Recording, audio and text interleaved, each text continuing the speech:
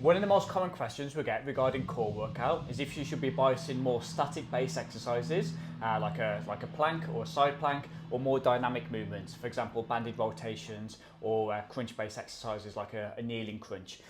So today we're going to break down kind of where you should be doing different variations based off where you're at in your training. And I think a lot of it comes down to your ability to create tension and your ability to control that midsection and create that stiffness that you need for heavy training. If you're just beginning your strength training journey, you probably need to learn this technique a little bit more efficiently. If you're a little bit more advanced, you've probably mastered that and then can do more dynamic based movements. So depending on where you're at in your career, depends on what you should be probably focusing on. That said, ideally a combination of the two is amazing. I think the isometric work works great for creating that stiffness, which is really important, but the dynamic is really good for more kind of sport specific exercises, go through full ranges of motion, as well as create a little bit more speed focus in there as well.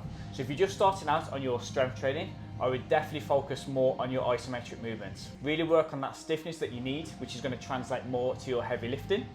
If you're further along in that journey, I think you should be focusing more on dynamic movements. You've probably already mastered the ability to create that stiffness. That's already taken care of. So you're just going to complement the training that you're doing with the barbell with more dynamic movements. For example, like I said, banded rotations, ball throws, dumbbell side bends. These movements are great for filling the gaps of what you don't achieve fully with the barbell. So definitely try and add a combination of the two into your training program. If you're just starting out, I would bias more isometric based movements. If you're a little bit further along, definitely try and fill the gaps with your strength training with more dynamic movements. And yeah, I hope that all makes sense. I hope that covers everything. And if you have any questions, let us know.